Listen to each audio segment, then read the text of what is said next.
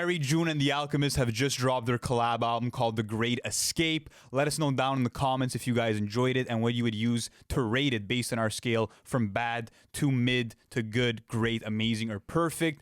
We have some different categories to go into today. Let's start off with artist performance, bro. What did you think? Well, listen, this is the thing with Larry June and The Alchemist. I think that we're going to talk about a bit more of the production side from Uncle Al in the production portion of this review. But from Larry June, I mean, he can't miss on these flows, bro. This guy is so well calculated when it comes to these slow and meditative flows. And you get that off the bat with something like Turkish Cotton. And what's cool about this album is that if you guys are necessarily not that, let's say, into, the monotone sort of rap, like let's say a Boldy James sort of style, then this may not be for you, but I'm really into that type of rap, especially on these types of productions, because what I feel like Larry June does super well throughout the album is that yes, he may play it safe as far as like deliveries and flows goes and, really stays true to his signature flow and cadence, but he's like a pit bull all the way through, bro. There is not a single pocket he missed on any single song,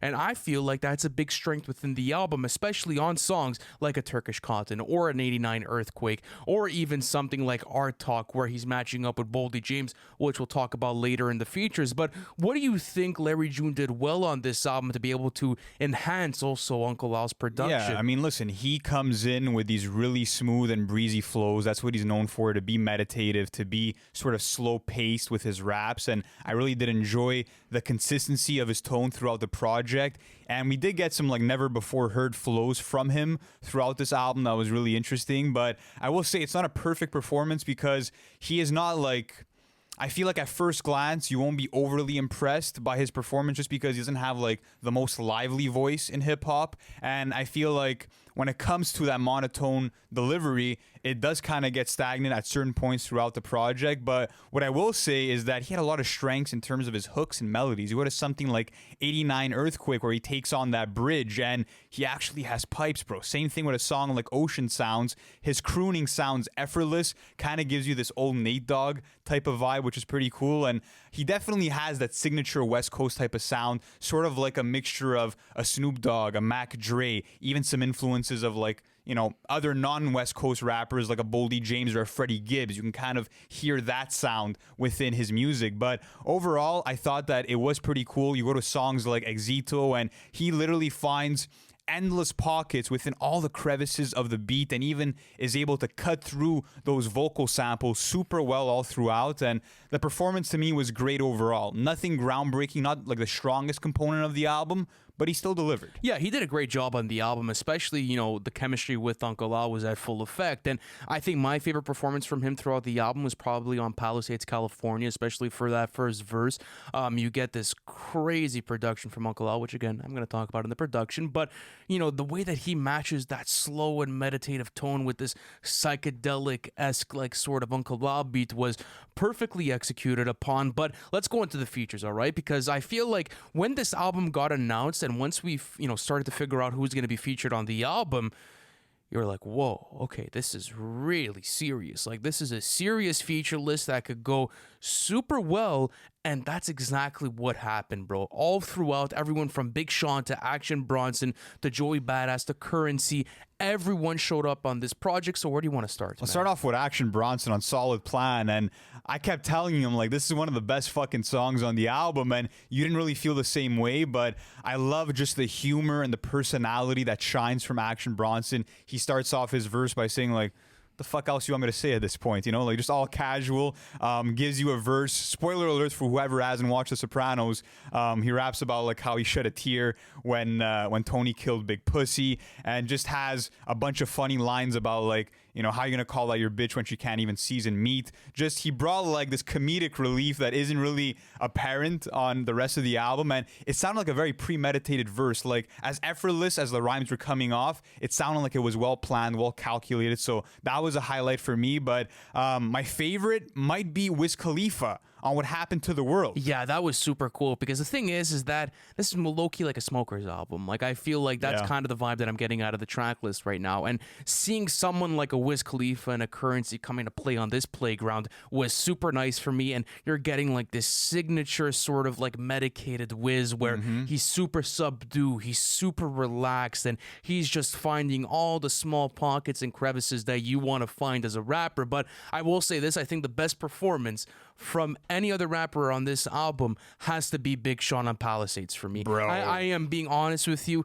Like, listen, if you guys watch the podcast, you know that, we give Big Sean, the fair criticism. And yes, while he's an extremely talented rapper, he does have his misses sometimes. But he showed up on this track, guys. Please trust me. Yeah. All the way from just this meditative flow that he starts off with, kind of matching Larry June's energy. And then midway through the verse, he speeds everything up. And also the content matter is really cool, talking about growing out his hair and how the women love it, and talking about taking care of his family and this newfound lifestyle of peace and meditation. Like, that's another thing that I really like about the album that I'm going to talk about in the content, that everyone kind of played like in-house with Larry June and The Alchemist. They supported them really well, and the theme of the album as well, which we'll get into in the content. But yeah, Big Sean fucking snapped. I mean, one of his best verses in recent time, and I think in terms of just technical rapping chops, he was the most impressive part of the album to some degree. But let's go on to Ty Dolla $ign, who killed his feature on Summer Rain. This was so sick. Opened up with like these wavy and super open vocals, kind of just made you feel like cruising in a convertible. Amazing hook from Ty Dolla $ign, as you can come to expect. So that was a major highlight. Definitely was a good choice for this album. LZ and Illa J, Slum Village, of course, their verses on Legendary Orange Detroit duo, Village sounded amazing. I wish they were a bit longer, but they still delivered in every way.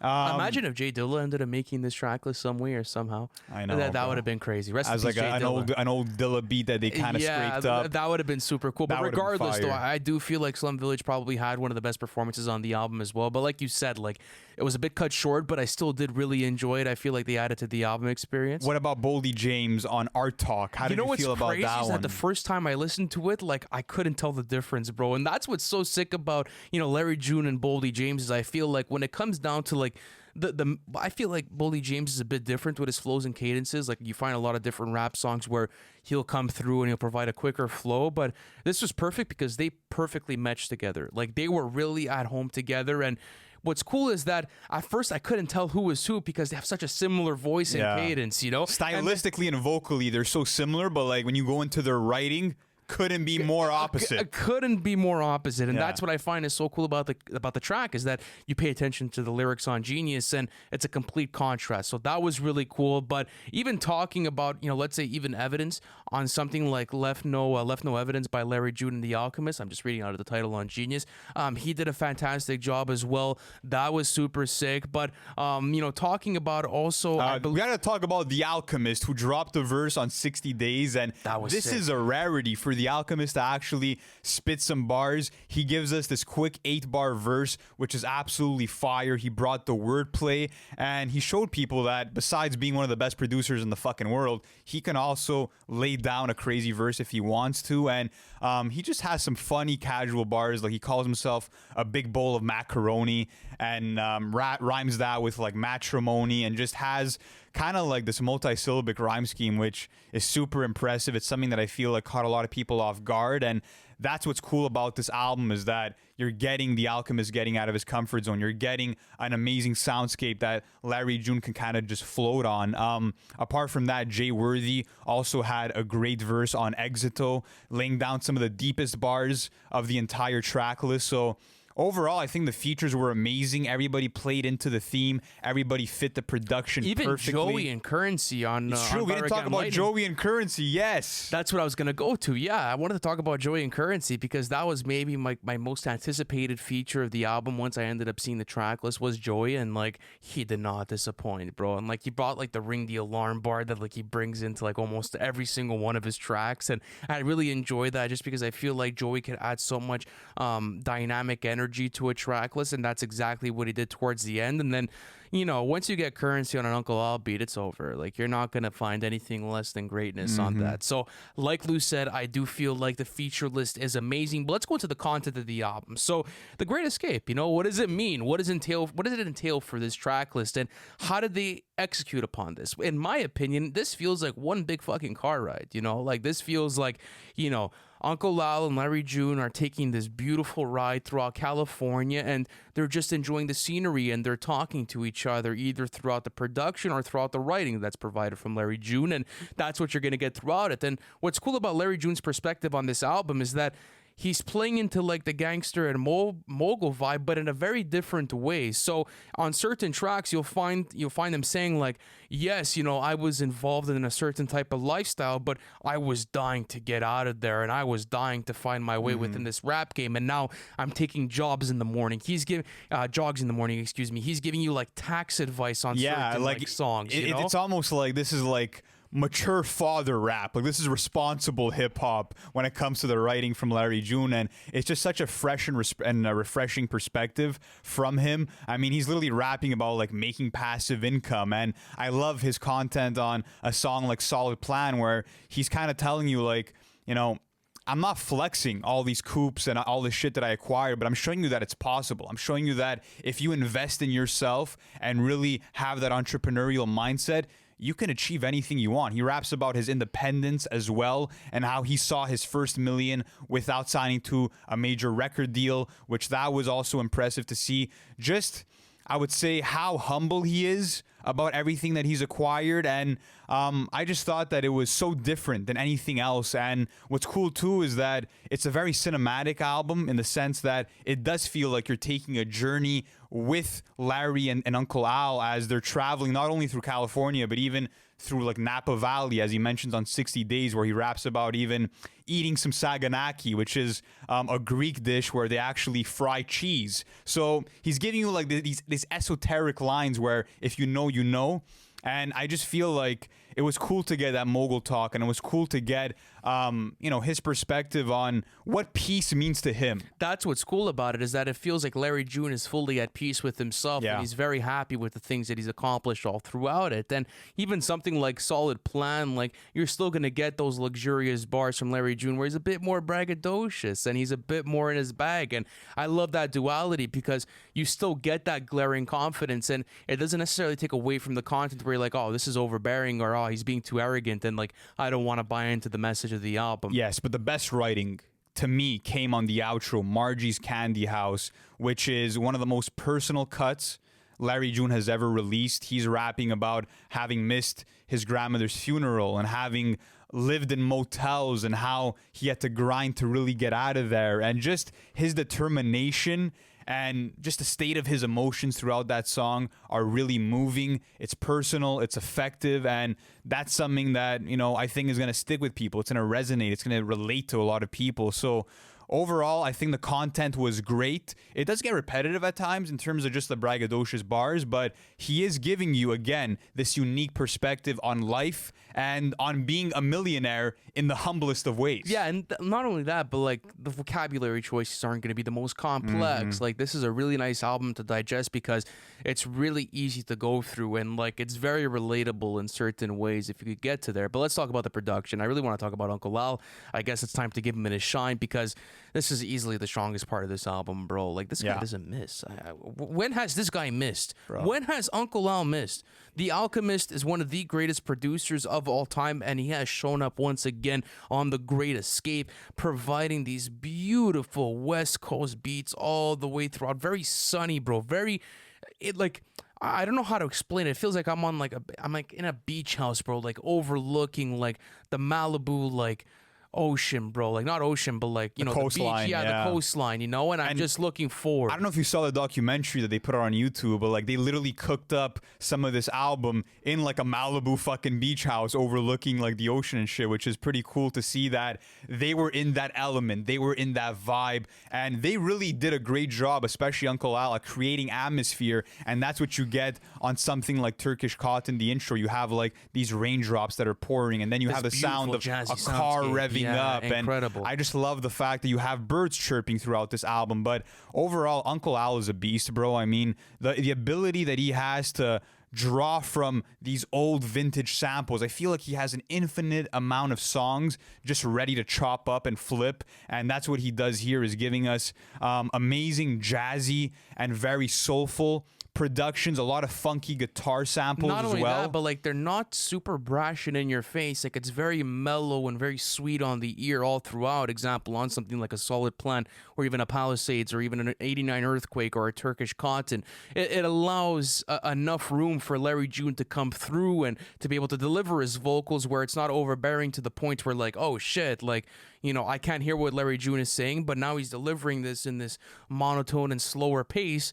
Well, you know, I can't really make out what he's saying. Like, that's where things could have gone wrong. But when Uncle Al's taking care of the project, that's never going to happen. Yeah. And what's cool, too, is that, like, you know, as I was saying, Larry June does deliver his words in a slower pace and has that sort of monotone flow.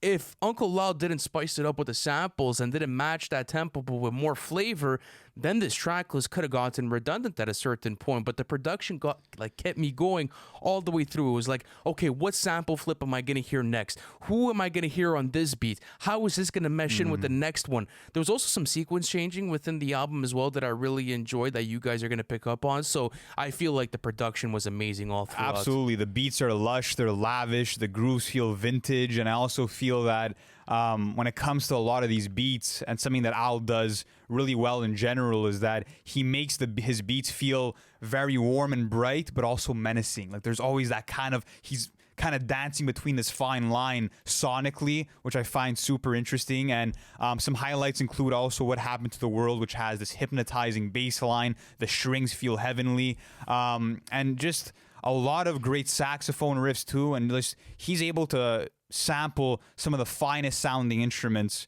that we have from previous old records from the 70s, 80s, or what have you. But I just think that when it comes to creating an atmospheric soundscape, when it comes to sequencing this well put together piece of art, there's no one better doing it than Alchemist, bro. Oh, there is no one doing it. So listen, the production is amazing, but let's talk about the Close to replay value. perfect, I'll say that. Yeah, it was very close to perfect, but still, you know, I feel like the perfect rating, like it has to really be like some mind-blowing Game-changing shit. Yeah, absolutely. Replay value, I mean, yeah, this is an album where, and I don't mean to like insult the album by saying this, but it's one of those albums that I can kind of just have on shuffle because the theme is so consistent. Sonically, it puts you into one vibe that you can just lock into, where there's no real like narrative chronological order, so you can just throw on this album, run through as many tracks as you want, and be immersed into this West Coast sunny, groovy kind of feeling. This is an album for the smokers, baby. That's another thing too. Like it's super groovy. It gets you in your zone.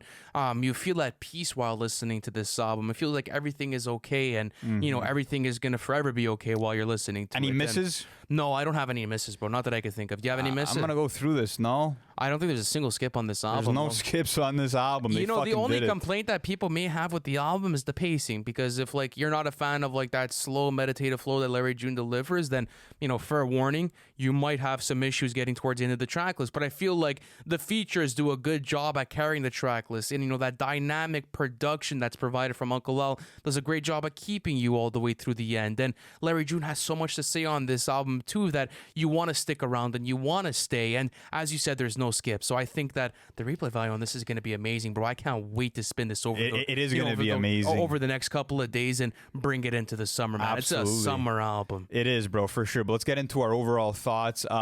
This really was compelling as a listen. I think that they did a great job of just being really in sync with each other, especially when you go through certain cuts like Art Talk, for example, where you have Larry saying, you know, Al, what's happening? And then only once he gives him that cue will the drums kick in, for example. Or at one point, the beat kind of slows down, and then you have Larry telling him to bring it back, and that's when you get the production kind of coming back into full force. So they totally understood each other. The chemistry was fucking perfect. Not only that, but I feel like Larry June as an MC is so unique. The content matter is divergent. He's taking you through just these positive ideologies and these very positive and healthy ways of living. Absolutely. Like going for a jog in the morning, or waking up and drinking some orange juice, or meditating, or doing your taxes properly. Like, there's so much simple game that he's throwing at you, but that's yet so complicated sometimes to implement into your life. And he's just explaining to you that if you want to get to a certain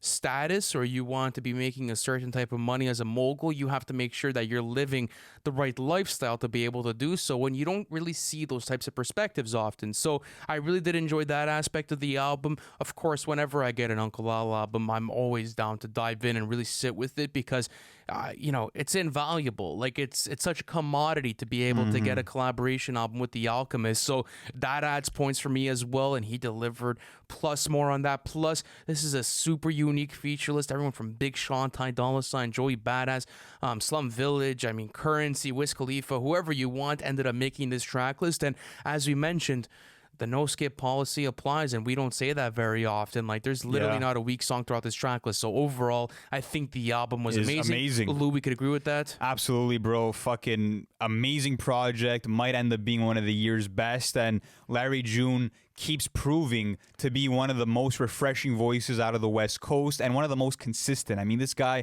is constantly dropping heat, and the marriage between him and The Alchemist was perfect. Great combination. Probably going to go down as one of the best rapper-producer albums of the year. But guys, let us know down in the comments, what would you rate this album? If you guys enjoyed this review and it's your first time watching, make sure to hit that subscribe button, because we will be doing more reviews in the future. Thank you guys so much for sticking through the entire review, and we'll catch you in the next one. Peace.